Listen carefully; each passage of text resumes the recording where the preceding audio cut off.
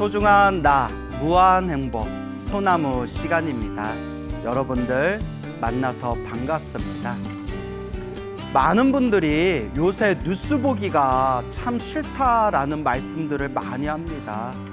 저도 본의 아니게 인터넷을 딱 키게 되면 본의 아니게 그 인터넷 그 포털 검색란에 그 뉴스에서 좋든 싫든 하루의 사건 사고들을 이렇게 제목이나마 이렇게 이제 눈에 들어오게 되는데 정말 입에 담을 수도 없을 정도로 너무나 끔찍한 사건 사고가 참 많습니다.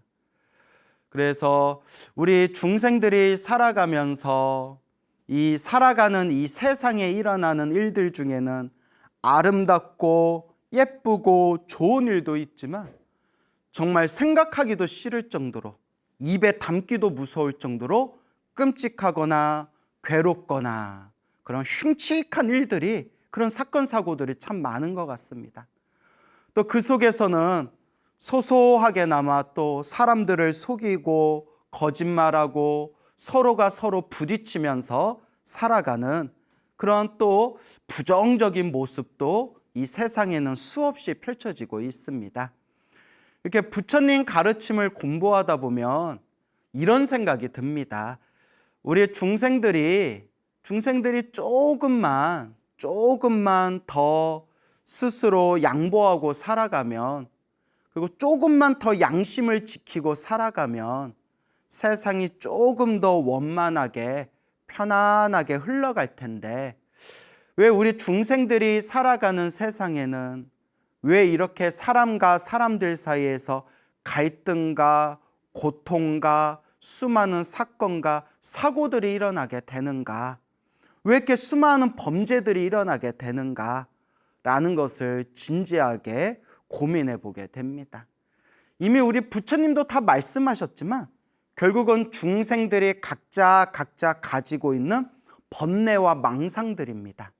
그 번뇌, 망상, 탐욕과 성냄과 어리석음에 물들어 버린 우리의 이 부정적인 마음의 감정들이 스스로를 속이게 되고 남에게 피해를 주게 되고 온갖 번제와 사건과 사고가 일어나게 됩니다.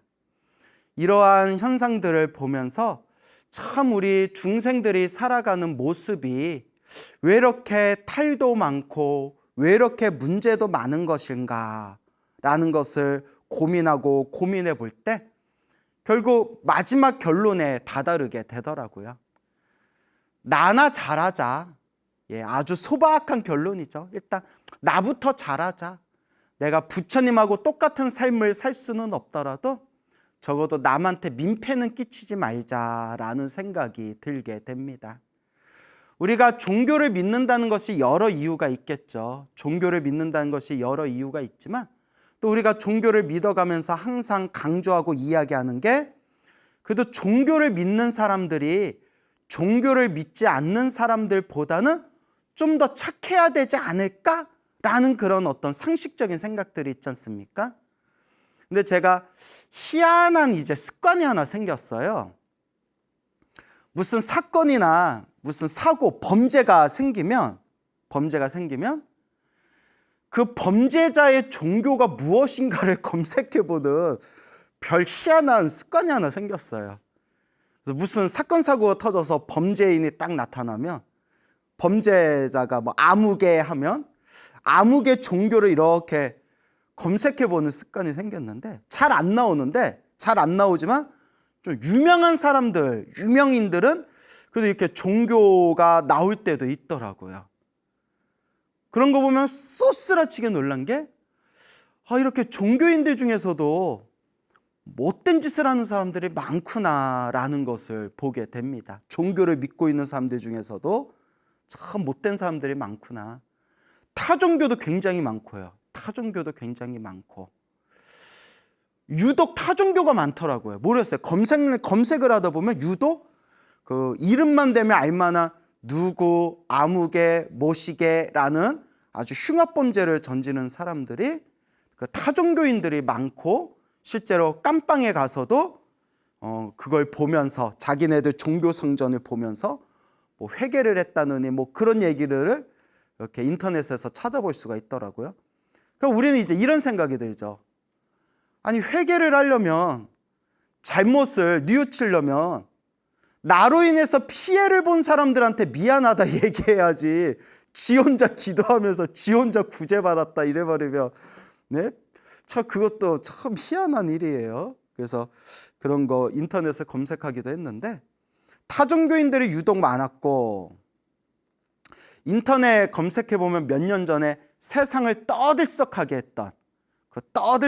했던 그런 주식 투자 사기가 있었는데 어마어마한 큰 사건이었다고 해요. 제가 주식은 잘 모르겠지만 그걸로 엄청난 사람들이 피해를 본 사건이 있었는데 그 사람이 거의 천문학적인 돈을 이제 사기를 친 뒤에 이제 잡혀가지고 감옥에 갔는데 몇 년형을 받았어요. 근데 댓글들이 이런 거예요. 야, 남의 눈에 피눈물 흘리게 해놓고 사기쳐서 몇 년만 살고 나오면 숨겨둔 돈으로 평생 편하게 사는구나. 그래서 누가 그러더라고요. 우리나라는 유독 사기죄가 형벌이 굉장히 낮대요. 그래서 우리나라를 사기 공화국이라고 부르잖아요. 너무 사기 범죄가 너무 많아가지고 형량이 되게 낮은 편이래요, 우리나라가. 그래서 참 그런 떠들썩한 그런 이야기들이 있지 않습니까? 그래서 그분 종교를 그분도 아니죠. 그 자식 종교를 검색을 해봤는데 그 자식 종교는 안 나오고 그 사람 가족이 불자라고 나오더라고요. 불교 신자라고. 근데 이제 그 감옥에 간 그 남편 종교는 안 나오지만 부인하고 가족은 이제 불교다라고 나오는데 제가 좀 되게 자세히 얘기하면 되게 유명한데요. 유명한 사람이라서 제가 말이 조심스럽네요. 누구를 욕하려는 건 아닌데. 그래서 제가 말하고 싶은 거는 이게 종교를 믿으면 우리가 좀 더 마음을 닦고 조금이라도 착하게 살려고 노력을 해야 되는데 이 종교의 역사를 보더라도 이거는 역사 이야기니까요. 역사 이야기를 보더라도 우리 중세 시대 때 그 카톨릭의 엄청난 그 종교 정쟁이라든가 종교 탄압, 또 개신교계에서 일어났었던 수없는 그런 참혹한 사건 사고, 그리고 또 우리 불교도 한국 불교의 역사를 보더라도 고려 시대 우리 한국 불교의 최고 정성기였던 불교 시대에 저 고려 때에도 그 불교의 부정부패가 굉장히 심했다라는 걸 우리 뭐 국사교과서에서 다 배웠잖아요. 이런 것들을 보면서 예수님이 말씀하신 게 사랑일 거고 우리 부처님께서 말씀하신 게 지혜와 자비이겠지만 우리 성인들께서 말씀하신 내용들은 다 소중하고 좋은 거겠지만 그분들의 진정한 뜻을 우리가 실천하면서 살아가기가 정말 어려운 것 같구나라는 생각이 굉장히 많이 들 때가 있습니다. 그러면 어떻게 해야 되느냐? 결론은 나나 잘하자. 나부터 잘하자. 불교 공부를 하면서 느낀 게 굳이 남을 보거나 남하고 비교하지 말자라는 생각이 자꾸 들더라고요. 그냥 남 봐봤자 화딱지만 나고 신경질만 나고 그리고 막 남 욕해봤자 뭐 나는 남 욕할 만큼 뭐 나는 뭐 대단한 사람인가? 라는 막 그런 후회감도 들고 그래서 불교 공부를 할 때마다 나부터 잘하자. 더럽고 치사하면 안 보면 되지. 뭐 이제 이런 생각이 들어요. 예, 나부터 잘하자. 하지만 참 어렵고 어려운 일입니다. 그래서 이제 수행해야 되겠죠.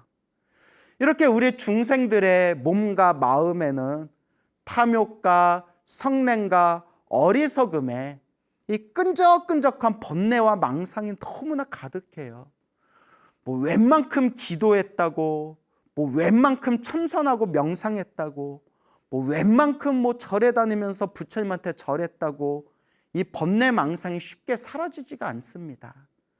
오죽하면 우리 부처님께서도 수없는 억겁의 그 윤회의 삶 동안 태어나고 죽고 태어나고 죽으면서 우주가 3번 생기고 우주가 3번 사라지는 윤회의 시간 동안 닦고 닦아서 저렇게 위대한 부처님이 되신 거다라고 경전에도 나오지 않습니까? 예전에는 마음만 깨치면 부처다 이 말을 참 좋아했거든요. 마음만 깨치면 부처다 얼마나 시원해요. 그래서 한문으로는 1초 직입 열애지라는 표현이 있어요. 한 번에 뛰어넘어 열애, 부처님의 깨달음 경지에 한 방에 들어간다. 한 번에 뛰어넘어 부처님 깨달음 경지에 곧바로 들어간다. 1초 직입 열애지라는 표현이 있는데 이제 저도 이제 세월이 지나면서 점점 오래 닦아야 된다. 이게 마음만 깨치면 부처다라는 말이 이론적으로는 사실이겠지만 현실적으로는 마음만 깨쳐서 부처 되신 분이 거의 없는 것 같아요. 제가 보기에는. 제 얘기가 아니라 우리 어른 스님들도 마음만 깨치면 부처인 거는 사실이지만 이렇게 마음만 깨쳐서 부처 딱 완벽한 부처님 같이 되신 분은 거의 못 봤다. 뭐 이런 얘기를 어른 스님들께서도 하세요. 그러니까 이제 경전, 부처님의 말씀으로 다시 돌아와서 살펴보면 뭐 화엄경의 세세상행 보살도 보현행원품의 정신이라든가 부처님의 과거전생 500생의 과거전생 이야기들을 모아놓은 본생담이라든가 그런 수많은 그런 부처님께서 수많은 그런 수행의 과정을 한 걸음 한 걸음 밟고 나아가셨던 그 모습들을 우리가 공부해 보면 꾸준히 오래 닦아야 되는구나. 이게 뭐 어설프게 좀 공부했다고 사람이 쉽게 변하는 게 아니구나 라는 걸 느끼게 됩니다. 그래서 아주 그 선배 스님이 계세요. 그 우리 대한불교 조계종에서 굉장히 이제 높은 이제 직위에 계시는 그런 이제 포교 전법 그런 그래서 선봉에 계시는 그런 선배 스님이 계시는데 이제 누군지는 얘기 안 할게요. 뭐 얘기해도 되는데 그분한테 허락을 못 받았기 때문에 그 이제 선배 스님께서 이제 어디 법당에서 이제 신도들한테 그리고 이제 후배 스님들한테 이렇게 법문을 하셨대요. 되게 좋은 얘기를 하시면서 포교하면서 사람을 차별하지 말라. 사람을 분별하지 말라. 좋은 사람이든 나쁜 사람이든 차별하지 말고 돈이 있건 돈이 없건 차별하지 말고 나하고 맞건 나하고 안 맞건 차별하지 말고 다 포용해야 된다. 이렇게 좋은 말씀을 하시더래요. 다 사람을 포용해야 된다. 못나면 못난 사람도 다 포용해야 된다 하시면서 그러니까 좋은 말씀 하시면서 마지막에 하시는 말씀이 그런데 사람 고쳐 쓰는 게 아니더라 이런 얘기를 하시더래요. 제가 그 얘기 듣고 엄청 웃었어요. 예, 그래서 거기 있는 분들 다들 웃으셨다 하더라고요. 저도 건너 들은 얘기인데 그래서 막 사람들 차별하지 말아라 하셔놓고 마지막에 하신 말씀이 그런데 사람은 고쳐 쓰는 게 아니더라. 그래서 저희들끼리도 그런 얘기해요. 사람은 쉽게 안 변한다. 그래서 저도 법문하거나 강의할 때 늘 불자님들한테 하는 얘기가 사람이 쉽게 변하면 우리가 수행하면서 쉽게 변할 수 있으면 우리 벌써 다 부처님 됐다고. 그렇지만 내 자신을 보더라도 사람이 쉽게 안 변하는 것 같아요. 사람이 쉽게 안 변하는 것 같아요. 그러면 어떻게 해요? 닦고 뭐 계속 닦는 수밖에 없죠. 오늘 내가 왜 그랬지? 오늘 내가 실수했다. 후회하면서 또 닦고 그때 내가 한번 참을 걸 그랬네. 이렇게 또 후회하면서 또 닦고 그렇게 이제 자꾸 닦는 수밖에 없겠죠. 그렇게 닦고 닦아서 우주가 3번 생기고 우주가 3번 사라질 동안 열심히 닦으면 우리도 저 석가모니 부처님처럼 위대한 깨달음의 그런 진리의 그런 위대한 존재가 되지 않겠습니까? 결론은 내 부족한 걸 인정하고, 그래도 우리 마음은 원래 부처래요. 마음은 본래 부처다. 원래 우리 마음이 부처인데, 근데 마음은 본래 부처라는데 우리 사람들 사는 거 보면 하나도 부처 같지가 않잖아요. 지지고 볶고. 사실 이 사바세계도 약육강식이거든요. 약하면 먹히고 강하면 위에 올라서고.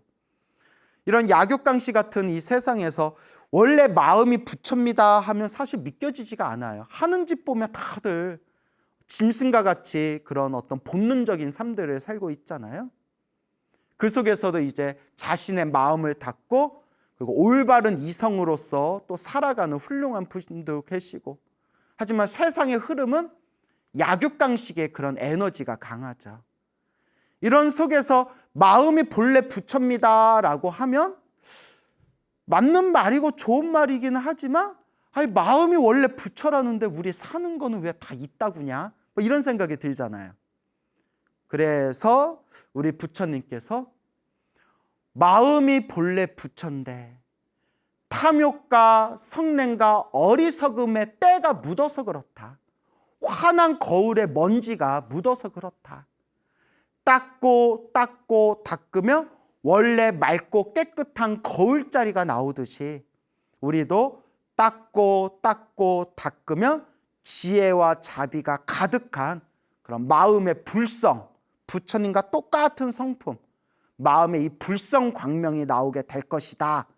뭐 이렇게 불교에서는 이야기하고 있습니다.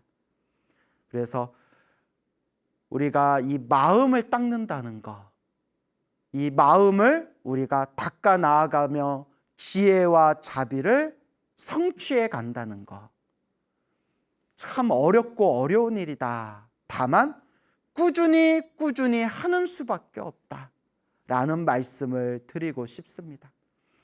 탐욕과 성냄과 어리석음이 가득한 중생이 몸과 말과 생각으로 온갖 업보를 지으면서 자기가 지은 업보를 자기가 받으면서 살아가는 세상, 이게 바로 중생들의 세상이고 윤회의 세계입니다. 석가모니 부처님 당시의 일입니다. 석가모니 부처님 당시에 목련존자라는 큰 스님이 계셨습니다. 목갈라나라고도 부르고요. 한문으로는 목건련이라고도 부르고요. 줄여서 목련이라고도 부릅니다. 이 목건련 스님께서 부처님 10대 제자 중에서도 신통제일이라고 불렸습니다. 신통제일 목련존자라고도 불리죠.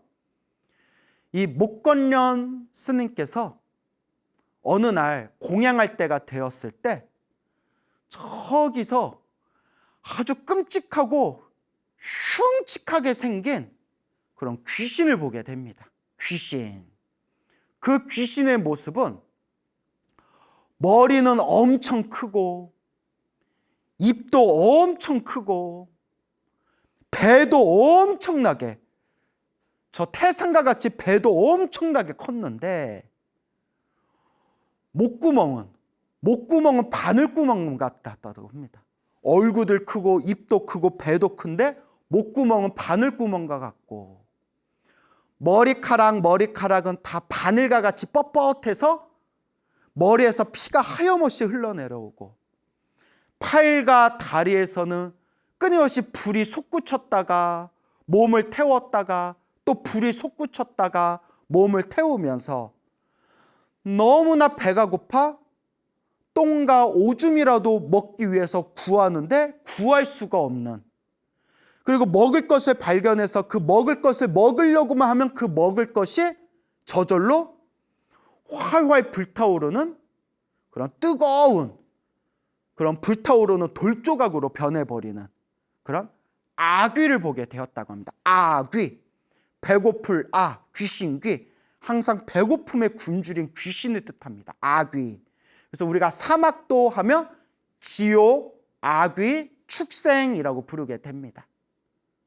목련존자가 스님이 저 흉측한 아귀를 보고 그 아귀에게 이렇게 질문을 합니다.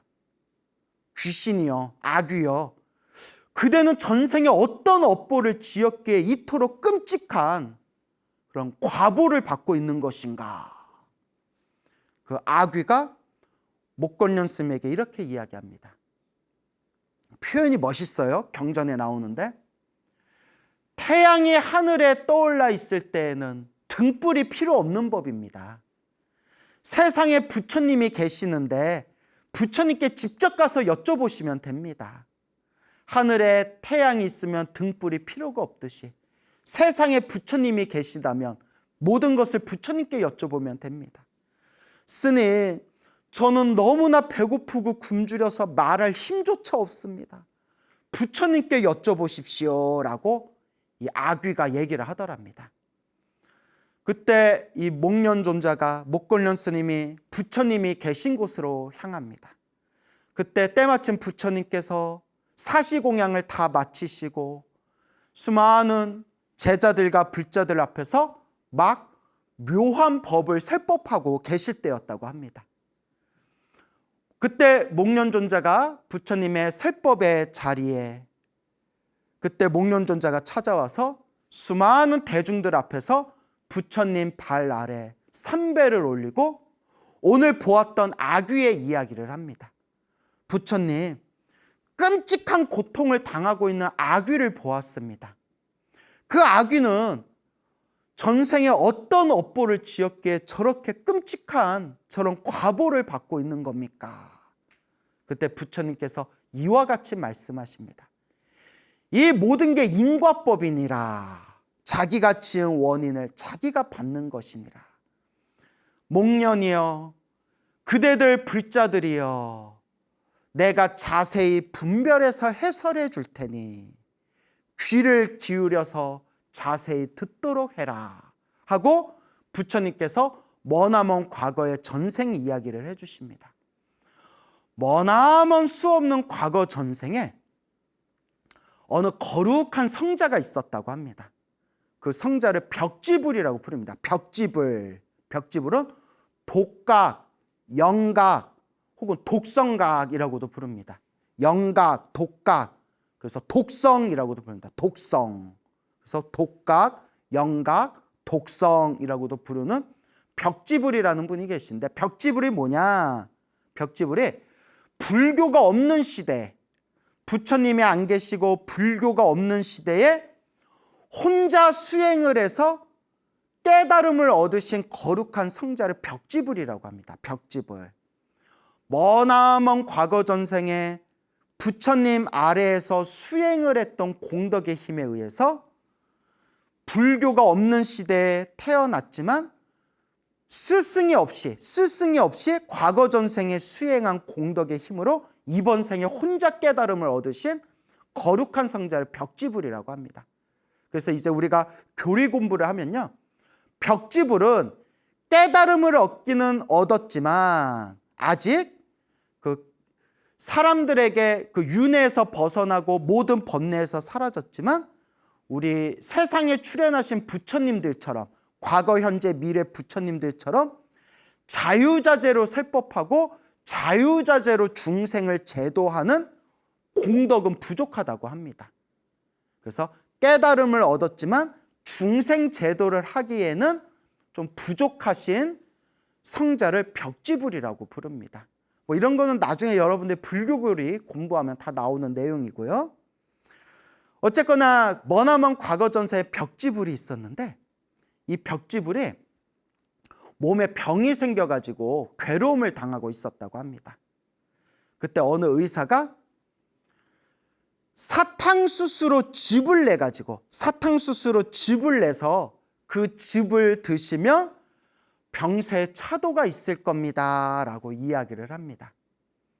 그래서 때마침 그 벽지불이 그 당시 도시에 굉장히 큰 부잣집의 부자를 찾아가게 됩니다. 다행히 그 부잣집의 그 부자가 되게 믿음이 있는 사람이었나 봅니다. 사문이시여, 사문은 이제 출가한 수행자를 사문이라고 부릅니다. 사문이시여, 어떤 일이 있어서 저희 집에 오셨습니까? 혹시 공양이 필요하십니까? 제가 여차해서 의사가 사탕수수를 짜서 만든 즙을 먹으라고 했는데 그 즙을 구할 수 있을까 해서 찾아왔습니다 하니까 잘 오셨습니다. 저희 집에 사탕수수 즙이 있습니다. 제가 그걸 공양 올리겠으니 저희 집에 오셔서 받아 드십시오 하면서 부인을 부릅니다. 마누라를 불러요. 여보, 저기 수행하시는 수행자가 오셨는데 사탕수수 즙이 필요하다는데 내가 직접 짜서 올리고 싶은데 내가 지금 바빠가지고 바깥 일을 봐야 돼. 그러니까 당신이 정성껏 사탕수수 즙을 짜가지고 저분에게 공양을 올려드리도록 하시오. 아우 여보 걱정 마세요. 어서 갔다 오세요. 제가 정성껏 올리겠습니다. 라고 하더니 부인이 그 벽지불에게 가가지고 그 마누라가 벽지불에 이제 바루를 받습니다. 바리떼라고 하죠. 바리떼. 이제 좀 나쁘게 얘기하면 동양그릇이죠. 동양그릇. 근데 우리 수행자는 거지가 아니기 때문에 이제 바리떼, 동양그릇이라고 표현하지 않고 바리떼. 바리떼를 딱 받아와 가지고 사탕수수 즙을 냅니다. 사탕수수 즙을 딱 낸 뒤에 이 여편네가 치마를 사르르 벗더니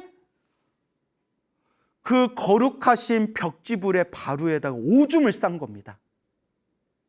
믿겨지지가 않죠. 아니 주겠으면 주지, 그냥 싫다고 하든가. 바루에다 오줌을 싸더니 그 오줌 위에다가 사탕수수 즙으로 이렇게 위를 오줌을 이제 덮어버린 겁니다. 그리고 그 바루를 벽지불에게 딱 공양 올리는데 딱 받으면 알죠. 아무리 해도 막 냄새 나고 했을 거 아니에요. 막 섞여가지고 막 벽지불이 이건 먹을 것이 못 된다 해가지고 그 바리떼 오줌 섞인 그 사탕수수즙을 땅에다 버린 뒤에 그냥 멀리 떠나버리셨다고 합니다. 왜 그랬을까요? 이럴 때 우리가 흔히 하는 이야기 있죠. 미친 거 아니야? 그렇죠. 아니 주기 싫으면 주지 말든가. 그 옛날에 또 이런 얘기 있잖아요. 옛날에 어른들이, 이것도 무슨 속담인데, 아무리 거지가 미워도 바가지는 깨지 말아라. 그러니까 그게 최소한의 인간이 살아가는 선이잖아요. 거지가 아무리 미워도 바가지는 깨지 말아라. 아니 주기 싫으면 주기 싫다고 하든가. 그 거룩한 성자의 바리떼에 자신의 소변을 보고 난 뒤에 그 오줌 위에다가 사탕수수즙을 부어서 준 거예요. 저도 경전에서 그 내용 보면서 저도 이해가 안 되는 거예요. 그래서 나온 말이 미친 거 아니야? 어느 인터넷에서 너튜브에서 그 심리학 정신과 의사가 나오셔서 뭐 이런저런 얘기하다 이런 얘기 하시더라고요. 뭐 사이코패스, 소시오패스 이런 얘기 하면서 여러분 정신병자를 이해하려 하지 마세요. 정상적인 사람들은 아무리 고민하고 아무리 애를 써도 정신병이 있는 사람을 이해할 수가 없습니다. 이해하려 하지 마세요. 이해하려는 것 자체가 불가능한 존재들입니다. 그냥 무시하시고 멀리하세요라는 그런 너튜브의 심리학자 그 내용을 본 적이 있었는데, 그러니까 그 여편네가 정신병이 아니고서야 그냥 주기 싫으면 주기 싫다고 하지 거기다 오줌을 싸가지고 바루를 준 겁니다. 제가 너무 흥분한 것 같은데, 저도 너무 이해가 안 돼서요. 너무 흥분한 것 같은데. 부처님께서 이와 같이 말씀하시면서 목련이여 불자들이여, 그때 그 벽지불의 바루에다가 오줌을 싸가지고 벽지불에게 사탕수수 즙을 섞어서 줬던 그 여인이 바로 아까 목련이 받던 끔찍한 업보를 당하고 있는 그 아귀의 전생이었느니라. 이와 같고 이와 같다. 좋은 일도 나쁜 일도 내가 지은 좋은 업도, 내가 지은 나쁜 업도 결국은 반드시 다음 생에라도 자기가 받게 되는 것이니라 라는 이 인과법에 대한 무서운 그런 말씀을 하셨습니다. 며칠 후에 이 목련존자가 또 길을 걷다가 끔찍한 그런 업보를 당하여 그런 끔찍한 괴로움에 떨고 있는 아귀를 보게 됩니다. 아귀. 이렇게 실제로 부처님 경전이나 불교설에 보면 목련존자가 신통제일이라서 그런지 이 천안통이 있어서 그런지 유독 아귀들을 마주치는 그런 장면이 경전에 자주 나옵니다. 그 끔찍한 괴로움을 당하고 있는 그 아귀에게 가서 그대는 과거에 어떤 업보를 지었기에 이렇게 배고픔에 덜덜 떨면서 끊임없이 괴로움을 당하고 있는 배고픈 굶주린 귀신 아귀로 태어난 겁니까? 그 아귀가 스님, 저에게 묻지 마시고 스님의 스승님이신 부처님께 여쭤보십시오. 부처님은 모든 걸 다 알고 계시니 부처님께 여쭤보십시오. 제가 너무 배가 고프고 힘이 없어서 말할 힘조차 없습니다.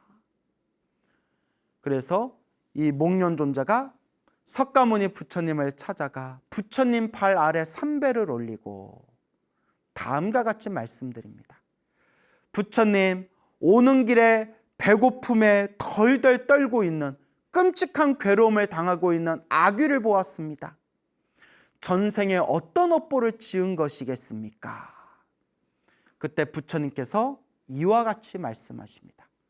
목련이여, 이 자리에 있는 수많은 불자들이여, 내가 마땅히 자세히 분별해서 해설해 줄 테니 그대들이여 귀를 가다듬어 자세히 듣도록 해라.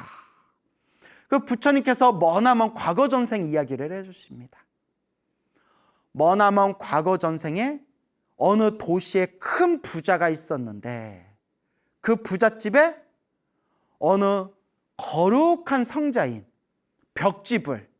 벽지불께서 그 집에 탁발을 갔다고 합니다. 탁발을 왔을 때 그 집에 부잣집의 부자는 굉장히 믿음이 강한 사람이었다고 합니다. 이 믿음이 강했던 이 사람이 벽지불을 이제 집으로 모셔가지고 스님, 사문이시여, 제가 마땅히 공양을 올릴 테니 여기 잠시만 앉아 계십시오 라고 하면서 자기 이제 부인을 부릅니다. 그 부인에게 이렇게 얘기합니다. 여보, 내가 잠시 볼 일이 있어서 급한 볼일 때문에 밖으로 나가야 되니 저 내 집안에 모신 저 수행자 분에게 공양을 올려주도록 하시오. 그 부인이 이렇게 이야기합니다. 예, 제가 공양을 잘 올릴 테니까 당신께서는 아무 걱정하지 마시고 밖으로 잘 볼일을 마치고 돌아오십시오. 저분은 제가 잘 모시도록 하겠습니다 라고 하더니 남편이 이제 밖으로 나가자 이 마누라가 문득 이런 생각을 냅니다. 아우, 지긋지긋해. 저런 인간들 밥 주고 밥 또 주면 또 찾아오고 또 찾아오고 또 찾아올 거야. 그러니까 내가 꾀를 내야 되겠구나. 여러분, 밥을 달라고 한 사람한테 밥을 주면 그 벽집을 거룩한 수행자에게 공양을 올리면 엄청나게 큰 복을 받게 되겠죠. 근데 제가 밥을 드릴 수 없습니다 라고 하면 선업은 아니지만 악업이 되지는 않습니다. 그냥 뭐 내가 뭐 여유가 없다거나 뭐 바쁘다거나 뭐 정말 밥이 그냥 밥이 주고 싶어서 미안한데 제가 밥을 드리기가 어려울 것 같습니다. 다른 곳에 가시죠. 그러면 선업은 짓지 못했지만 적어도 악업은 안 된다는 거예요. 악업은. 그러니까 어떤 분이 이래요. 거지가 있는데 거지가 막 돈을 요구할 때 어떻게 하면 되겠습니까? 주면 선업이지만 주지 않는다고 해서 악업이 되는 건 아니다. 또 요새는 우리가 지혜롭게 생각해 봐야 되는 게 뭐 몇 번 옛날에 뉴스 같은 데 나왔죠. 사실 뭐 굉장히 그런 분들한테 막 이렇게 돈을 주고 그분들한테 도움이 되길 바랬는데 다 그걸로 뭐 그냥 술을 사 먹는다든가 뭐 알고 봤더니 집도 있고 굉장히 잘 사는 사람인데 거지 코스프레 해가지고 막 여기서 이렇게 돈 받았는데 뭐 하루에 그 적선 그 동량 받는 게 엄청나게 한 달로 치면 웬만한 월급쟁이보다 많이 받는다더니 뭐 그런 거 옛날에 무슨 프로 같은 데서 봤던 기억이 나는데 그런 거 이제 나오기 시작하면서 사람들이 이렇게 길에서 동냥하는 사람들한테 돈을 잘 안 주기 시작했다 하더라고요. 뭐 여하튼 뭐 그런 얘기를 하려던 건 아닌데, 그러면 이 마누라도 그냥 밥 주기 싫으면 저희가 밥 드리기 어려우니까 딴 데 가시죠 하면 되잖아요. 그 벽지불을 방에다 모신 뒤에 방에다 가둬버렸대요. 그냥 모르겠어요. 경전에 제가 나온 대로 말씀드리는 거니까. 방에다 가둬놓고 쫄쫄 굶긴 뒤에 해가 져서 저녁에 될 때까지 오전에 밥 얻으러 탁발하러 오전에 오신 그 거룩한 성자 벽지불을 방에다 가둬놓고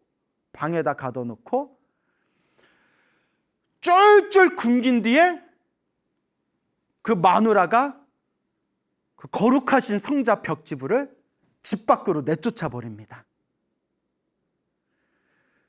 그때 석가모니 부처님께서 이와 같이 말씀하십니다. 목련이여 불제자들이여, 그때 벽지불을 방 안에다 가두고 저녁까지 쫄쫄 굶긴 뒤에 그 벽지불을 내쫓았던 그 여인이 바로 아까 목련이 길에서 봤던 그 고통받은 아귀의 과거 전생의 모습이었느니라. 이와 같다.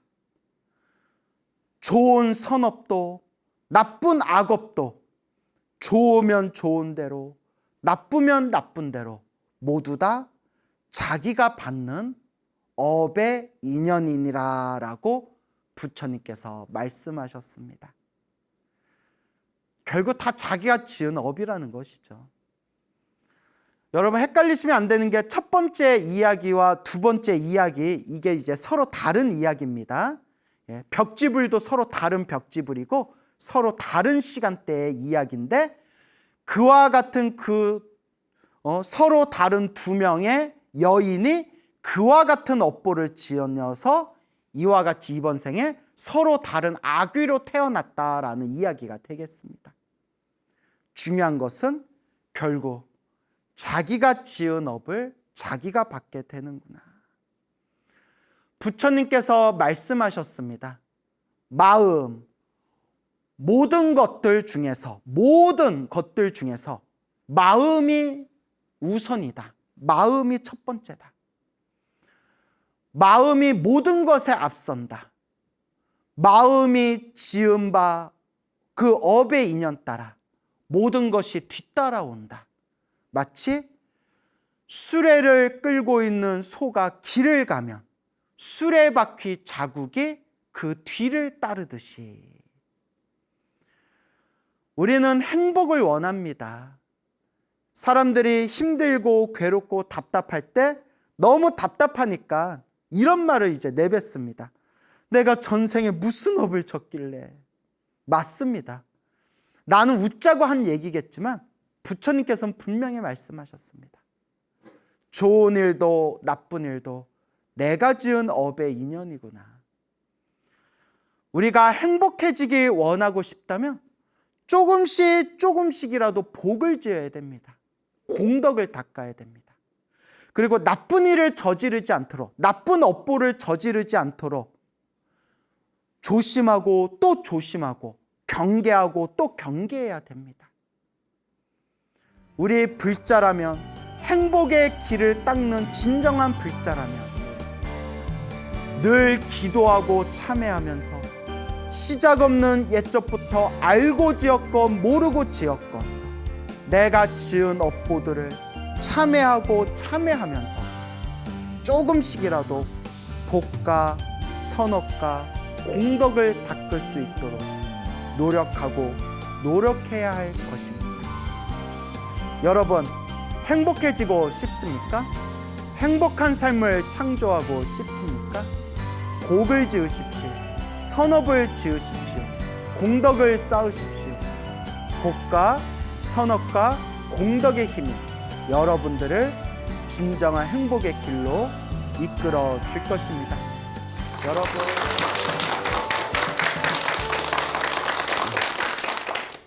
만나서 반갑습니다. 광우 스님이라고 합니다. 우리 불교에서 가장 중요한 주제 중에 하나가 바로 윤회입니다. 윤회 사상. 들어보셨나요? 네. 윤회라는 것은 이제 태어나고 죽음을 반복하는 것입니다. 그래서 태어나고 죽고 태어나고 죽고, 그래서 자기가 지은 업보 따라서 다음 생이 결정되어진다고 합니다. 그래서 불교에서는 육도 윤회라는 것이 있죠. 윤회를 하는 데 있어서 6가지 갈래, 6가지 세상이 있다고 합니다. 그래서 이제 지옥 세상이 있고요. 이제 흉악한 사람들이 떨어지는 지옥의 세상이 있고, 그 다음에 배고픈 굶주린 귀신들의 세계 아귀계가 있습니다. 그 다음에 이제 짐승들의 세계 축생계가 있고요. 그 다음에 이제 싸움의 귀신들이 모여 있는 곳이 있습니다. 그걸 이제 아슈라계라고 부릅니다. 그 다음에 이제 여러분들과 같은 인간 세상이 있고요. 그 다음에 가장 꼭대기에는 어느 세상이 있을까요? 천상의 세계가 있죠. 이렇게 육도윤회, 지옥, 아기, 축생, 아슈라, 인간, 천상, 이 6가지의 세상을 내가 지은 업보 따라서 태어난다고 합니다. 살아생전에 선업을 많이 지었으면 조금 더 좋은 세상에 태어나게 되고, 또 살아생전에 나쁜 업보를 지었으면 더 낮은 괴로운 세상에 태어나게 된다라는 윤회 사상이 불교에서 굉장히 중요한 주제입니다. 그래서 불교의 가장 궁극적인 목표는 깨달음을 얻는 것이라고 합니다. 그래서 이 깨달음을 왜 얻어야 되는가? 바로 윤회에서의 해탈, 완전한 자유, 삶과 죽음에서 자유를 얻는 것, 이것이 바로 깨달음을 얻는 목표이다라고 이야기하기도 합니다. 그래서 저희 불교에서는 우리가 이 세상에 태어났는데 어디서 왔는지 모르고 우리가 죽었는데 어디로 가는지 모르는구나라는 그런 이야기가 있습니다.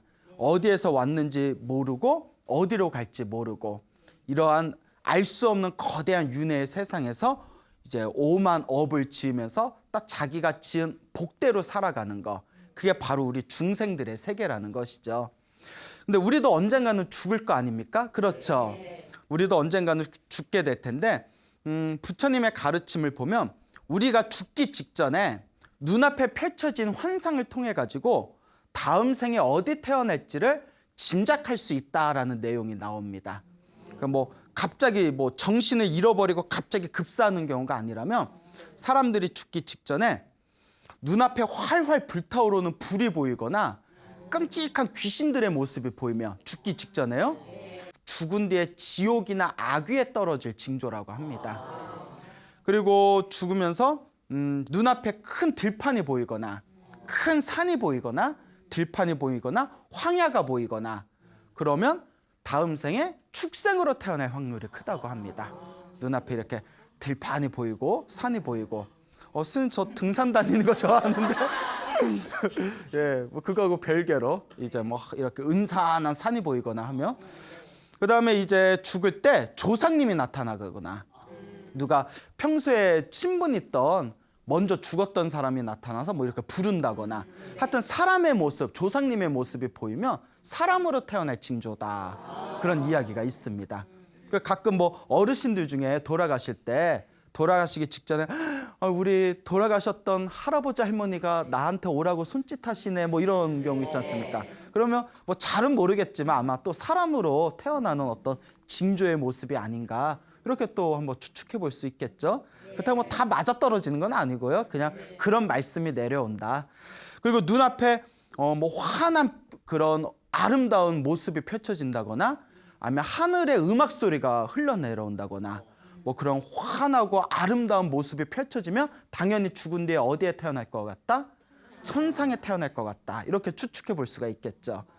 그리고 평소에 살생을 많이 한 사람들, 그래서 이제 막 그 뭐 사냥을 많이 한다거나 이런 살생을 많이 한 사람들이 죽을 때 자기가 평소에 죽였던 짐승들이 마구 이렇게 자기 몸에 들러붙어서 괴롭히는 환상을 보면서 죽는 경우가 있다고 합니다.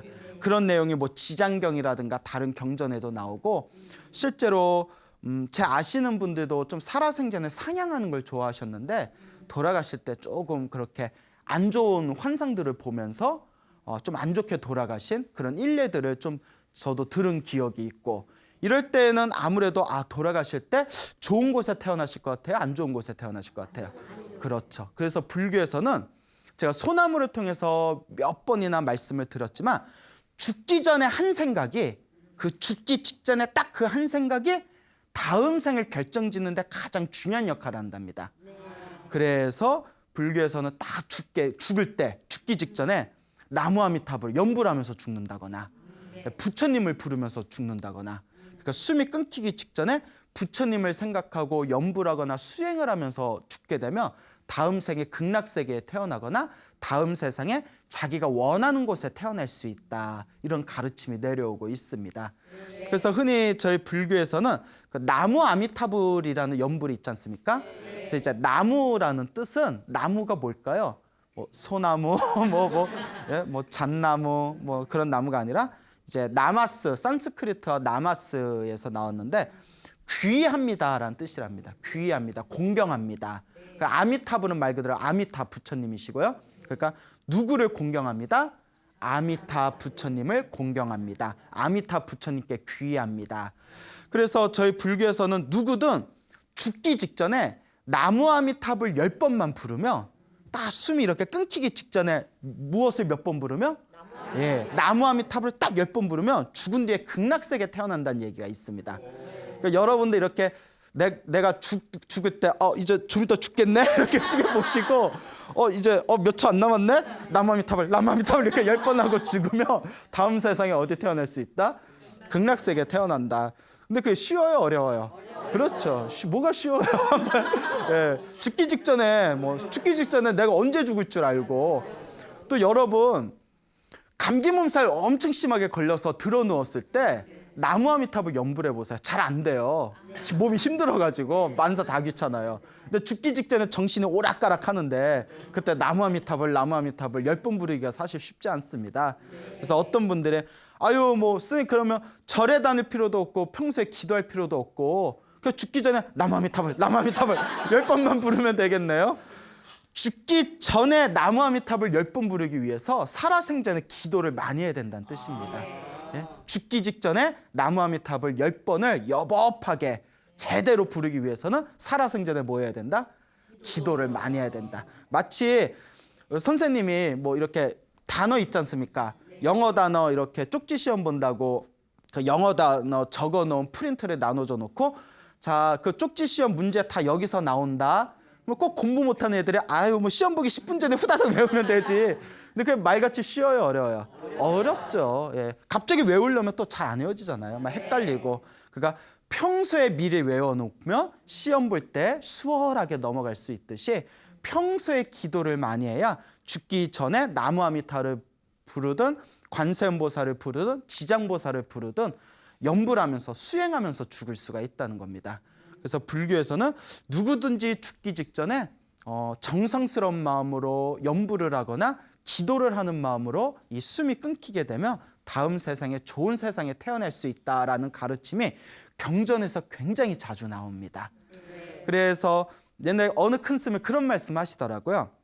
내가 죽기 전에 연불하면서 죽을 수 있는지 아닌지 가장 쉽게 알아볼 수 있는 방법이 꿈에서 딴짓하는지 기도하는지. 꿈은 우리의 무의식의 세계잖아요. 근데 낮에는 기도 열심히 해놓고 낮에는 열심히 수행해놓고 꿈 꾸면 꼭 딴짓하시는 분들이 있거든요. 막 그 절에서는 기도 열심히 해놓고 꿈을 꾸면 막 클럽 가서 뭐 부비부비 한다거나 그렇잖아요. 그러니까 마음이 딴 데가 있는 거거든요. 근데 내 무의식의 세계인 꿈에서도 기도할 수 있고 염불할 수 있을 정도 같으면 죽기 전에도 기도할 수 있는 힘이 생긴다고 합니다. 그래서 불교에서는 이걸 몽중일여라고 부르는데 이것도 쉬운 경계는 아니에요. 굉장히 어렵습니다. 그리고 또 어떤 큰 스님은 잠을 자고 아침에 눈에 딱 뜰 때 제일 먼저 무슨 생각이 나는지 그게 굉장히 중요하답니다. 아침에 눈에 딱 뜨면 만약에 평소에 관세음보살의 염불을 열심히 하는 사람들은 아침에 눈에 뜨면 귀에서 저절로 관세음보살이 들립니다. 실제로 기도 안 해봤구나 예, 하는 거니까 실제로 돼요. 지장보살을 열심히 하는 사람들은 아침에 눈에 딱 뜨면 뭐부터 들린다? 지장보살부터 들려요. 실제로 신묘장구 대단한 일을 열심히 하는 사람은 아침에 눈에 딱 뜨면 저절로 뭐가 돌아갈까요? 신묘장구 다란이가 돌아가요. 그 이제 그만큼 내 무의식에 그게 이렇게 쌓여 있다는 거예요.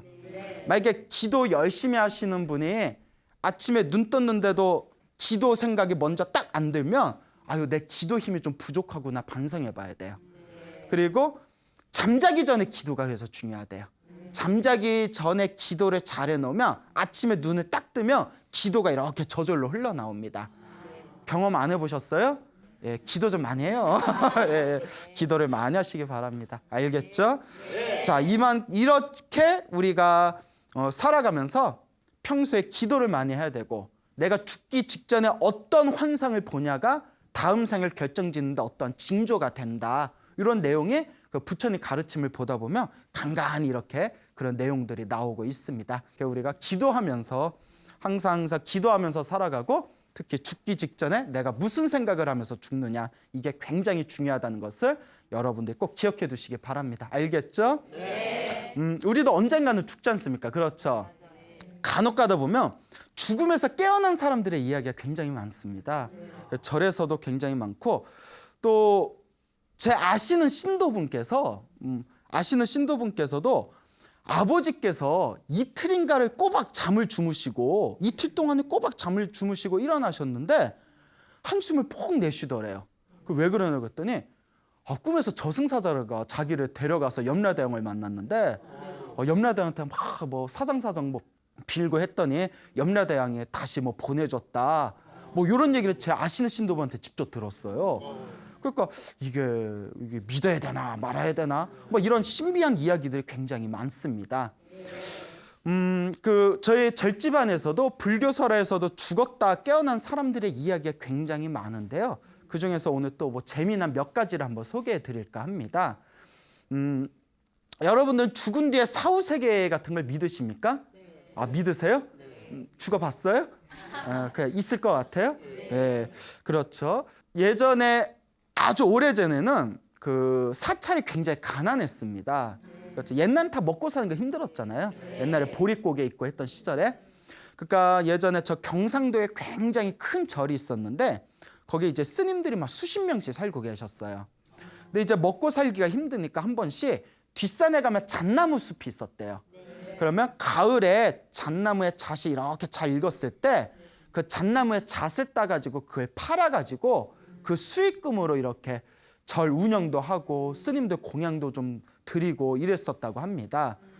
그래서 이제 가을이 됐을 때 그 절에 있는 그 수십 명의 스님들이 잣나무 숲에 가가지고 잣을 땄는데 잣을 따니까 여러분 잣 따본 적 있으세요? 저도 없는데 잣 따기가 힘들대요. 잣나무가 굉장히 높답니다. 그래서 힘들어서 사다리 놓고 올라가서 따고 하면 되게 힘들대요. 일이 2배가 걸리잖아요. 올라갔다 내려왔다. 그러니까 젊고 날쌘 스님들 중에 원숭이 마냥 이 나무에서 저 나무로 폴짝폴짝 뛰어가면서 잣 따는 스님들이 있었대요. 몸은 편한 데서는 좀 위험하죠. 예, 위험하지 않습니까? 근데 이제 젊을 때는 또 객기라는 게 있지 않습니까? 객기라는 게 있어서 또 굉장히 산을 잘 타시는 스님이 있었는데 잣나무에 이제 올라가가지고 이 나무에서 잣을 따고 저 나무 뛰어갈 때 폴짝하고 뛰어가서 또 이제 잣을 따고 그러다 보니까 원숭이도 어디에서 떨어질 때가 있죠? 그렇죠. 나무에서 떨어질 때가 있잖아요. 예?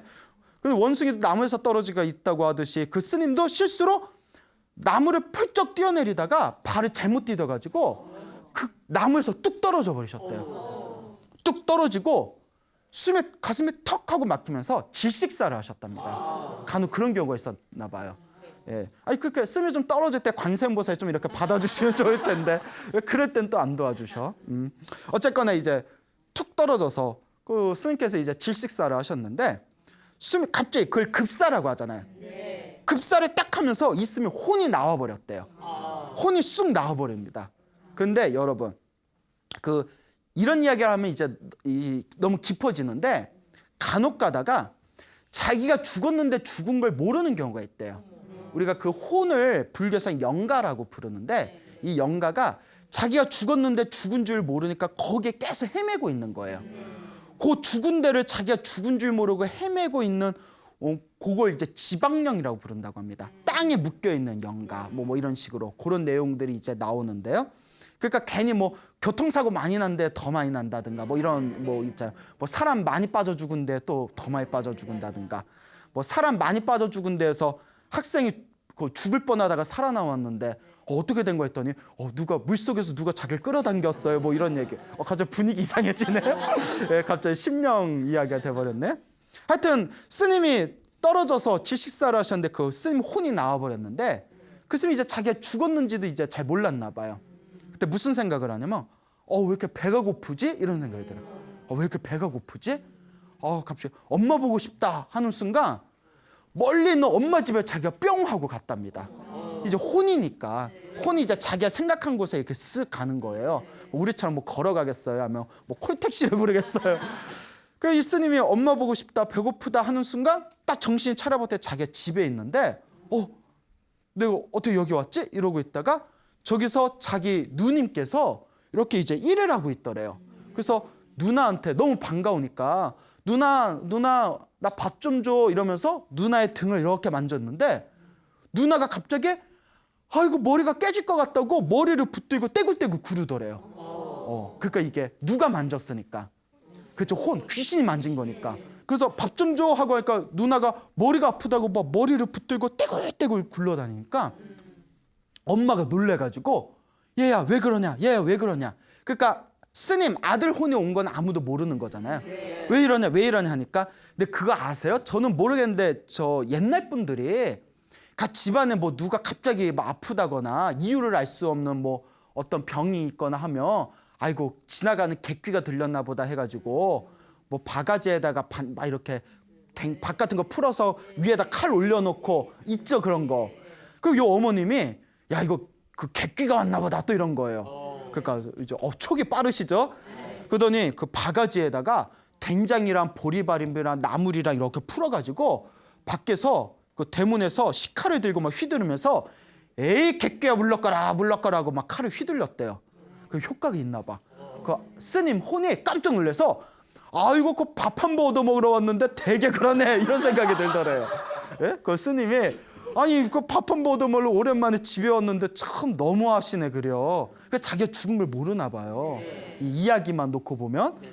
그래서 요 스님께서 그래 명색이 스님이 뭐하러 머리 깎고 속가집에 뭐하러 왔냐.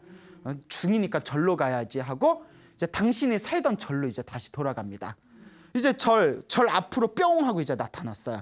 이제 절에 들어가려고 하는데 절에 들어가는데 곧 절로 들어가는 이렇게 길에 숲길에 앞에 웬 화려한 옷을 입은 남녀가 막 노래를 부르고 막 춤을 추면서 놀고 있더래요. 남녀가 화려한 옷을 입은 남녀가. 그래서 아니 여기 코앞에 절 있는데 왜 절에서 왜 이러고 있어? 하고 스님이 지나가려는데 웬 여자가 그 스님을 딱 붙었더니 스님 우리랑 같이 놀아요 막 이러더래요. 그래서 놀까 하다가 인생 젊어서 놀아야지 그러다가 순간 내가 누군데 스님인데 그래서 아유 내가 스님인데 어떻게 이렇게 춤추고 노래 부르면서 놀 수 있겠냐고 나 노라고 나 절에 들어가야 된다. 아이 스님 놀다가요 뭐 스님은 놀면 안 되나? 아유 나 머리 깎은 부처님 제자인데 이러시면 안 됩니다. 이제 아마 놀고는 싶었을 거야. 예? 그런데 이제 머리도 깎고 승복도 입었으니까 그러니까 안 됩니다. 스님이 이러면 안 돼요 하니까 막 뒤에서 욕을 하더래요. 그래서 욕을 하거나 말거나 하고 그냥 지나갔대요. 그래서 딱 지나갔는데 또 한참 이렇게 걷는데 앞에 또 웬 묘령의 젊은 여자가 싹 이렇게 서 있더래요. 근데 스님이 싹 지나가는데 갑자기 스님 저랑 같이 있어요 이러더래요. 헌팅인가요? 자, 그래서 스님 저랑 같이 있어요 같이 있어요 하는데 여스님이 아유 내가 머리 깎은 스님인데 어떻게 외간 여자는 여 숲에 같이 있을 수가 있냐, 어서 집으로 돌아가라. 아 스님 혼자 있기 너무 무서워서 그래요. 저랑 있어 주시면 안 돼요? 예? 근데 아마 못생겼나 봐. 스님이 매몰차게 나 절에 가야 돼, 나 스님이야 하면서 이렇게 휙 왔답니다. 그리고 이제 이제 뭐 이상한 사람들이 많네. 그리고 이렇게 또 가고 있는데 저기서 머리에다 이제 수건에 질끈 맨 사냥꾼들이 노루를 잡아다가 그 절 앞에 있는 데에서 고기를 구워 먹고 있더래요. 노루고기를. 노루를. 그래서 이제 스님이 지나가니까 아니 뭐 절 앞에서 고기를 구워 먹고 있어 이렇게 황당해하고 있는데 그 앞에 지나가는데 그 사냥꾼들이 스님 그냥 가시지 마시고 이것 좀 드시고 가세요 이러더래요. 근데 그때 스님이 너무 배가 고팠대요. 혼이지만 너무 배고파서 먹을까 하다가 또 스님이잖아요. 아 내가 스님인데 어떻게 여기서 내가 고기를 먹을 수 있겠습니까? 그러니까 막 잡는데도 뿌리치고 이렇게 왔대요. 그러니까 잘 기억해 두셔야 돼요. 나중에 엄청난 반전이 펼쳐집니다. 예, 괜히 이렇게 이야기 길게 했겠어요? 뭐 아무 일도 없었대요. 뭐 이게 아닐 거 아니에요. 자, 첫 번째 누굴 만났죠? 그새 잊어서 예, 화려한 옷을 입은 남녀가 춤을 추고 노래 부르는 남녀의 한 무리들을 만났고요. 두 번째 누굴 만났죠? 예, 여자를 만났고 어느 은사한 묘령의 여자, 젊은 여자를 만났고 세 번째 누굴 만났죠? 예, 노루고기를 구워 먹고 있는 이제 사냥꾼을 만나서 절에 이제 일주문을 해서 절에 딱 들어갑니다. 자기 방에 딱 하고 들어갔는데 자기하고 똑같은 사람이 누워 있더래요. 놀래가지고 나랑 똑같이 누구지? 그 이때 이제 막장 드라마면 막 이제 음악이 짱짱짱 펼쳐지면서 뭐 출생의 비밀 뭐 이래서 몰래 숨겨둔 쌍둥이인가 이럴 수도 있는데 하여튼 자기가 똑같은 이제 사람이 누워 있으니까 뭐지 하고 발로 툭툭 치는 순간 자기 몸이 그 혼이 그 몸으로 쏙 들어가면서 훌럭거리면서 정신이 딱 깬 거예요. 정신이 딱 깨고 벌떡 일어나 보니까 앞에 아까 봤던 엄마하고 누나가 엉엉 울고 있고 막 스님들이 이렇게 앉아가지고 독경하고 있는 거예요. 자기 앞에 막 촛대가 놓여져 있고 벌떡 일어나니까 사람들도 벌떡 놀래가지고 이게 어째 된 거냐 이게 어째 된 거냐, 사람이냐 귀신이냐, 귀신이면 어서 가고 사람이면 말 좀 해봐라 이랬더니 아니 스님들 지금 뭐하고 계시니까 아니 어머니 여기 어쩐 일입니까? 그러니까 어쩐 일 어제 스님이 우리 아들 스님이 돌아가셨다는 얘기를 급히 듣고 지금 와가지고 초상치를 준비하는 거 아니냐 이러더래요. 너무 놀래가지고 스님들도 놀라고 엄마하고 누나도 놀라고 거기 죽었다 살아난 스님들도 놀라고 놀래서 놀래가지고 서로 이렇게 이제 쳐다보고 있다가 마음에 집히는 게 있는 거예요. 스님이 어머니 그럼 어제 혹시 누님이 막 아프다고 하지 않았습니까? 아니 갑자기 낮에 같이 일을 하고 있는데 네 누나가 뭐 머리가 아프다고 떼고 그러길래 아무리 봐도 이게 심상치가 않아가지고 내가 그냥 그 바가지에다가 된장국에 밥 풀어서 식칼을 휘두르면서 개귀야 물러가라 하니더니 또 낫대? 뭐 이러면서 그게 누구였어요? 자기였던 거잖아요. 이거 범상치 않다. 그래서 이제 일단 일을 다 이렇게 처리를 하고 아까 봤던 그 절에 올라오면서 자기가 그 꿈결과처럼 환상처럼 느껴졌던 그 세 가지 일이 떠오른 거예요. 이거 아무래도 짚어봐야겠다. 예? 짚어봐요. 그래서 이제 절에서 다시 역으로 갑니다. 역으로. 절에서 이렇게 와서 제일 먼저 그 노루고기를 먹고 있던, 그렇잖아요. 절에서 올라올 때 봤으니까 내려갈 때는 반대일 거 아니에요? 노루고기를 먹고 있던 사냥꾼이 있던 그 꿈결에서 본 것 같은 그 자리를 이렇게 가봤더니 어디서 왱왱왱왱왱 소리가 들리는 거예요. 뭔가 해봤더니 벌집이 있더래요. 말벌들이 있는 거예요. 그러니까 그 사냥꾼이 먹던 자리가 뭐가 있던 자리였어요? 말벌이 있는 벌집인데 그때 내가 저희들과 노루고기를 먹었으면 내가 어디에 태어날 뻔했구나. 벌로 태어날 뻔했구나.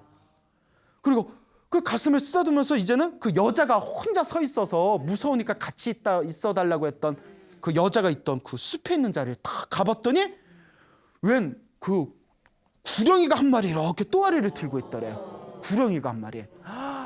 저 여자가 옆에 같이 있어달라고 했을 때 같이 있었으면 내가 뭘로 태어날 뻔했구나. 나 뱀으로 태어날 뻔했구나. 그 이제 마지막으로는 자기가 같이 노래 부르고 춤추자고 비단 옷 입었던 그 남녀의 무리가 있었던 곳에 딱 가봤더니 웬걸 그 비단 개구리들이 꽥꽥거리면서 노래를 부르고 있더래요.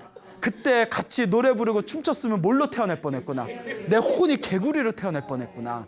그 순간 이분이 야, 부처님 가르침에서 보던 생사윤회, 태어나고 죽고 태어나고 죽는 이 윤회의 이 업보가 정말 있구나. 내가 한 생각, 내가 스님이라는 생각을 놓치고 거기에 휩싸였으며 내 한 생각을 딱 놓쳤으며 개구리로 태어날지 뱀으로 태어날지 말벌로 태어날지 정말 내가 어떻게 무엇으로 태어날지 내가 장담할 수 없었겠구나. 그러면서 이 생사윤회에 대한 이 엄청난 이 엄중한 이 세계에 대해서 충격을 받고는 이 스님 그 뒤로 열심히 수행을 하셨다라는 그런 이야기가 저희 불교설화에 전해지고 있습니다.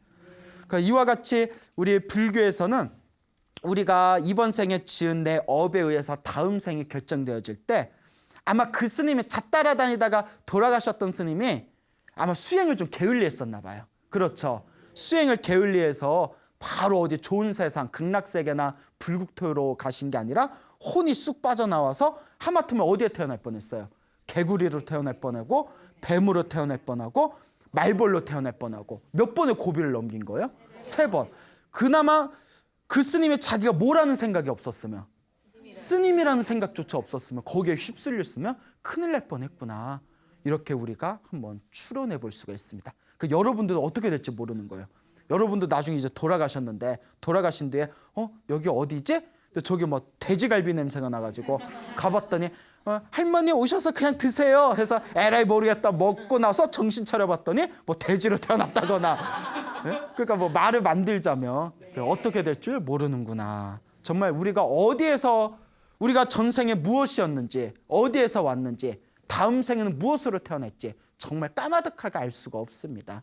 그래서 우리에게 주어진 단 한 가지의 방법, 방편이 있다면 그것은 바로 살아생전에 기도를 많이 하고 복을 많이 지어야 된다라는 것을 명심하시기 바랍니다. 알겠죠? 네. 또 이와 비슷한 이야기가 있습니다. 이건 굉장히 이제 너무나 이 신비스러운 이야기인데 저도 이 이야기를 스님이 저조차도 이걸 믿어야 되나 말아야 되나.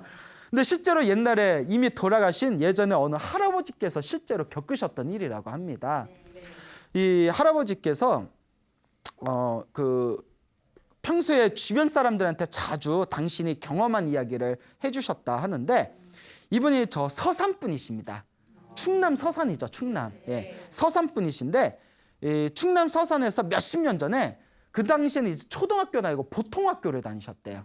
이제 보통학교를 다니셨을 때 그분께서 10여 세, 10살이었을 때 이제 아주 어렸을 때죠. 지금으로 치면 초등학교 3학년인가요? 10살이면? 지금으로 치면 초등학교 3학년이었을 그 어린 나이에 학교에서 이제 소풍을 갔답니다. 어디로 갔냐면 저기 천장암이라고 아세요? 천장암? 네, 천장암이라는 곳에 이제 저기 소풍을 갔다고 합니다. 좀 나중에 찾아보고 한번 가보세요. 예, 굉장히 좋아요. 예, 좋아요. 그래서 하늘이 숨겼다 해서 천장, 하늘 첫자에 이렇게 숨을 장자. 그래서 그 천장암이라는 곳에 이렇게 소풍을 갔는데 천장암에 가서 이제 막 애들이 소풍이니까 막 이제 집국에 놓을 거 아니에요. 그러니까 학교 선생님이 너 절에 왔으니까 떠들지 말아라, 꼭 꺾지 말아라, 법당 들어와서 잠자지 말아라 막 이러면서 막 이렇게 훈계를 하고 계셨대요. 근데 애들 때는 순수하잖아요. 그렇죠? 애기 때는 얼마나 순수해요. 그러니까 옛날에 그래도 할머니하고 같이 절에 다니던 기억이 있어서 그 옛날 지금도 그렇지만 할머님들이 꼭 법당에 가면 이렇게 꼬깃꼬깃 지폐나 동전 같은 거 부처님 앞에 올려놓잖아요. 그러면 할머니 그거 왜 올려? 뭐 부처님 움직이지 못한데 뭐 올리면 뭐 깎아라도 드셔? 그거 왜 올려? 이러면 이제 할머니가 이제 손주가 귀여우니까 만약에 갑자기 죽을 때가 될 때 이렇게 미리 살아있을 때 이런 거 부처님한테 올려놓으면 부처님이 도와주신다? 이런 거예요. 요새 애들 같으면 안 믿을 거예요. 에이, 우리 할머니 농담도 잘하셔. 뭐 이럴 거예요. 근데 옛날 애들 얼마나 순진해요. 그러니까 그것도 이제 마음에 이렇게 품고 있다가 그 천장암 그 절에 오니까 어린 마음에 옛날 생각이 떠오른 거예요. 그 할머니한테 들었다. 그래서 이 10살짜리 꼬마애가 선생님, 저 법당에 가서 부처님한테 인사드리고 싶습니다. 들어가서 인사 좀 올려도 되겠습니까? 하니까 선생님이 그래 뭐 장난칠 거 아니면 법당에 가서 부처님한테 절도 해라 이러니까 다 이렇게 들어갑니다. 그래서 그 고사리 같은 손으로 이렇게 뒤적뒤적 주머니에서 자기가 몰래 사탕 사 먹으려고, 눈깔 사탕 사 먹으려고 딱 이렇게 쟁겨놓은 동전 선립을 이렇게 꺼내는 겁니다. 동전 셋립을 꺼낸데 앞에 부처님 앞에 딱 동전 셋립을 올려놨대요. 이 아이가 그 부처님 앞에서 다 할머니가 하던 대로 이렇게 손을 팍 모으면서 고사리 같은 손을 탁 모으면서 뭐라고 했냐면 부처님 제가 갑자기 죽게 되면 저 좀 살려주시오 이랬대요. 아니 뭐 그 나온 대로 말씀드린 거예요. 저 죽게 되면 부처님이 나 살려주시오. 이제 뇌물이죠, 완전 뇌물. 근데 아이 때는 얼마나 순진해요. 그 순수함이 아마 통했나 봐요. 그래서 이렇게 동전 셋립을 올려놓고 그리고 집에 와서 까마득하게 잊어먹었대요. 까마득하게 잊어먹었는데 이제 옛날 분이시니까 15살에 결혼을 하셨답니다. 완전 옛날에 뭐 일제시대 때였나 봐요. 그래서 15살에 결혼을 하시고 17살이 됐을 때 이렇게 집에서 조금 멀리 떨어져 있는 시장을 갔답니다. 시장에 가서 이렇게 큰 장에 가가지고 장 좀 보다가 오는 길에 이렇게 좀 배고파서 떡을 이렇게 주워 먹었대요. 떡을 이렇게 급하게 먹었는데 그 급체가 돼가지고 집에 와서 쓰러져 버렸대요. 집에 와서 쓰러져서 결국은 이렇게 숨이 끊겼답니다. 숨이 이렇게 끊겼는데 숨이 끊겨가지고 이제 집에서 난리가 난 거잖아요. 이제 결혼한 지 이제 신혼인 17살짜리 한참 젊은 신랑이 죽어버렸어요. 집에서 이제 초상치를 준비를 하고 있는데 여기서 얘 그렇게 죽었대요 하면 안 되겠죠. 누가 깨어났다? 예, 그 17살 된 그분이 이제 벌떡하고 급체했던 분이 숨이 끊겼던 분이 벌떡하고 깨어난 거예요. 그리고 한숨을 에휴 하고 푹 내쉬더래요. 집에서 난리가 난 거죠. 뭐 어떻게 된 거냐, 이게 웬일이냐 막 이랬는데 이제 숨이 이제 한숨 돌아간 뒤에 이제 집안 식구들 모아놓고 이런 이야기를 하는 거예요. 내가 떡을 먹고 너무나 내가 답답해서 집에 와서 이렇게 쓰러져가지고 있다가 꿈을 꿨는데 꿈에 저승사자 3명이 찾아왔다. 그러니까 저승사자 찾아왔을 때가 숨이 끊긴 거예요. 저승사자가 3명이 쑥 이렇게 찾아오더니 꿈에서 자, 갈 때 됐으니 가자 하고 자기를 끌더래요. 너무 놀라가지고 난 못 갑니다 하고 막 버티니까 야, 안 되겠다 쳐라 해그니까 저승사자가 내용도 엄청 디테일해요. 품에서 이렇게 망치 하나 꺼내더니 머리를 빡 하고 찍더래요. 머리를 맞아가지고 이렇게 막 쓰러져 버리니까 머리를 맞아 그 꿈인데도 너무 아프더래요. 자기를 야 여기 용을 쓰니까 꽁꽁 묶어라 해가지고 자기를 이렇게 결박 온몸에 밧줄로 다 묶었답니다. 온몸에 밧줄로 묶어가지고 이렇게 끌고 가는데 이제 자 저승으로 가자 하는 순간 저승사자가 3명이었잖아요. 그중에 누가 하나가 안 된다. 이 사람은 청장함에 명부가 있다. 청장하면서 명부를 꺼내와야 된다 이러는 거예요. 명부가 이제 죽은 사람 그 기록되어 있는 그 서류를 명부라고 해요. 그 청장하는 순간 여러분 이렇게 뭔가 딱 느낌이 오셨죠. 그래서 이제 야 청장하면서 명부를 가져와야 되니까 명부부터 꺼내가자. 그리고 그 밧줄에 묶고 있는 그 사람을 끌고 순식간에 뿅 하는 순간 청장함에 왔대요. 그 저승사자가 이제 밧줄에 있는 사람을 싹 이렇게 들고 법당 안에 쓱 들어갔답니다. 법당 안에 싹 들어가는 순간 그 기세 등등하던 저승사자들이 덜덜덜덜 떨더래요. 부처님이 이제 도량이니까. 그리고 그 사람이 이제 성이 김씨였어요. 김아무개 명부 좀 가지러 왔습니다 하는데 갑자기 법당에 앉아 계시던 부처님 불상이 눈이 번쩍하고 뜨이더니 말을 하시더래요. 무슨 판타지 소설도 아니고 예? 그래 무슨 일 때문에 그러냐 이러더래요. 부처님이. 이게 다 꿈에서 본 거예요. 꿈에서. 그 저승사자 셋이서 이 사람을 이 아무개를 데려가야 되는데 여기에 명부가 있다 합니다. 명부를 좀 주십시오 하니까 부처님께서 싹 웃으시면서 그 아이는 그냥 두도록 하여라 이러더래요. 그 아이는 그냥 내버려둬라.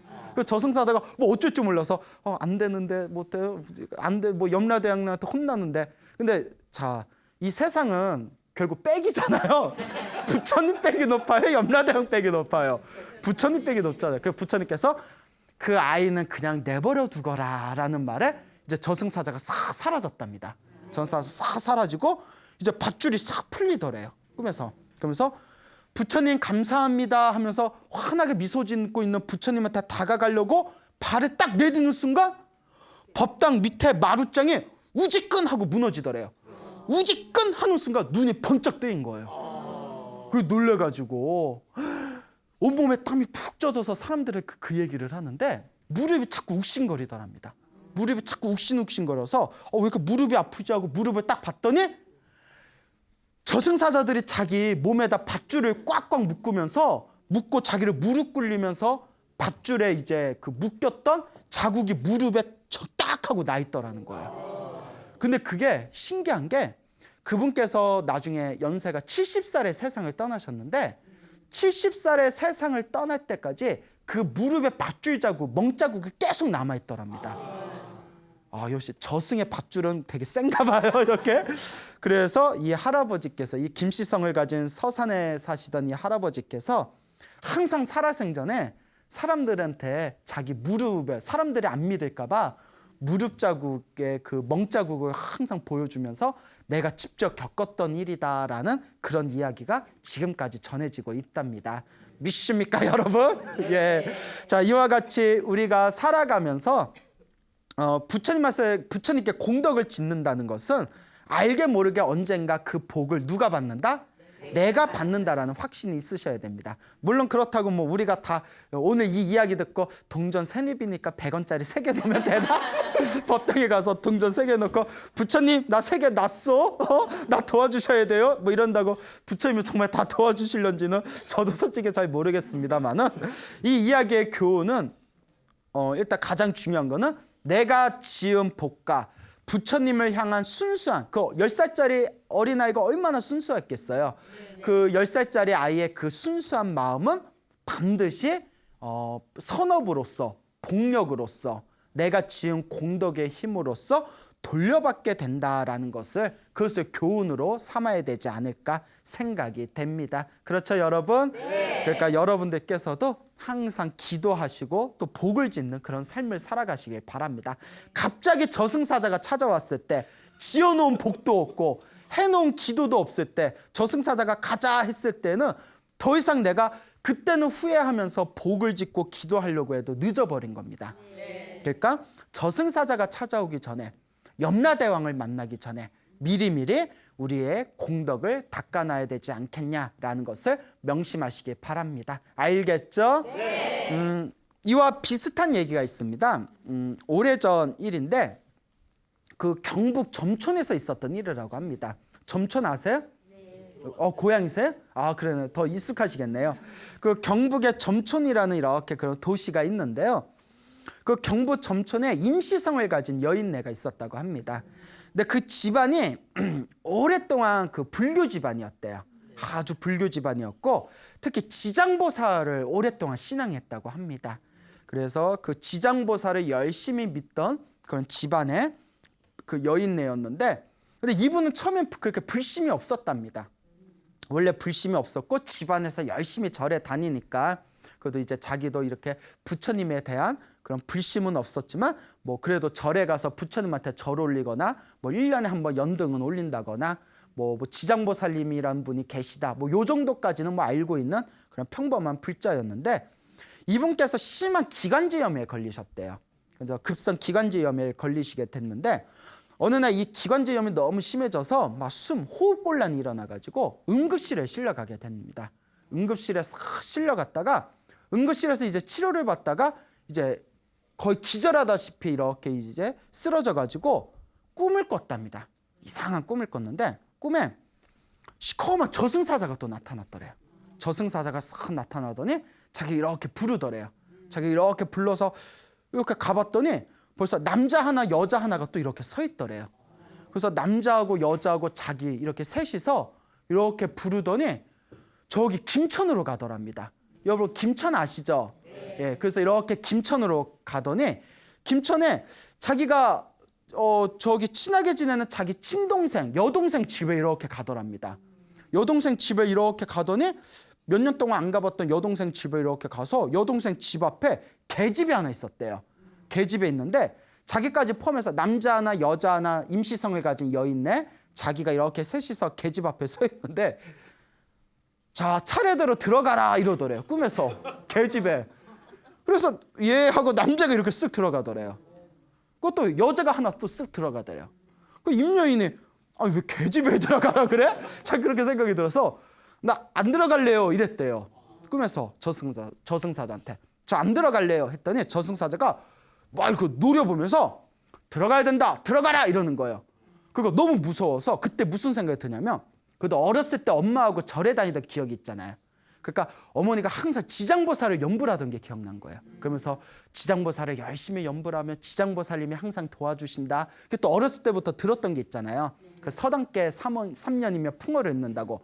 자기도 꿈에서 자, 안 들어갈래요 하면서 너무 무서워가지고 자기도 모르게 지장보살 계속 지장보살 외웠대요. 지장보살. 그러니까 저승사자가 그래 지장을 찢어라 뭐 이랬을까요? 그러니까 지장보살 부르고 있으니까 저승사자가 깜짝 놀라더니 움찔하더니 한참을 이렇게 노려보더니 뭐 할 수 없네 하면서 저승사자가 싹 사라지는 꿈을 사라지면서 꿈에서 딱 깼다고 합니다. 이게 무슨 꿈인가? 너무 생생한 거예요. 소름 끼치게 생생한 거예요. 그 계집에 저승사자 만나고 계집에 들어가려니까 막 찝찝한 거 있잖아요. 그 계집에 안 들어가게 잘했지. 이게 무슨 꿈인가? 하여튼 거기에서 이제 치료가 잘 돼가지고 이제 집으로 돌아왔는데 며칠이 지난 뒤에 몸이 쾌차해가지고 자꾸 김천에 있는 여동생 그 계집이 생각나는 겁니다. 그 김천에 여러분들 같으면 궁금하지 않겠어요? 그래서 여동생 집에 오랜만에 몇 년 만에 찾아갔대요. 이렇게 계집을 이렇게 보면서 얘야, 너 요 며칠 전에 혹시 걔한테 무슨 일이 없었니? 언니 우리 집 개 새끼 낳았어 이러는 거예요. 깜짝 놀라서 새끼 누구 낳니? 수컷 하나랑 암컷 둘을 낳았는데 3마리를 낳았는데 한 마리가 낳자마자 죽었어. 아우 불쌍해 죽겠어 이러는 거예요. 순간 소름이 꽉 끼치면서 그때 들어갔으면 뭐가 됐을 뻔했다. 그때 내가 병원에서 응급실에서 숨이 끊기고 개로 태어날 뻔했구나. 그때 내가 지장보살을 열심히 외워서 그때 저승사자가 날 계집으로 억지로 못 넣은 거였구나 하면서 정말 그때부터 온몸에 불심이 확 싹트면서 그때부터는 인과응보와 윤회를 믿고 열심히 수행하는 불자가 되었다라는 이야기가 전해지고 있습니다. 여러분, 비록 그냥 뭐 전설의 고향 같은 얘기지만 이런 얘기 들으니까 그래도 등짝이 이렇게 소름이 쫙 끼치지 않습니까? 그러니까 살아생전에 열심히 기도하고 복을 지으시기 바랍니다. 인과응보와 윤회는 분명히 있습니다. 알겠죠? 네. 여러분, 행복해지고 싶습니까? 네. 행복한 삶을 창조하고 싶습니까? 네. 복을 지으십시오. 선업을 지으십시오. 공덕을 쌓으십시오. 복과 선업과 공덕의 힘이 여러분들을 진정한 행복의 길로 이끌어 줄 것입니다. 여기서 마치겠습니다. 소중한 나 무한 행복.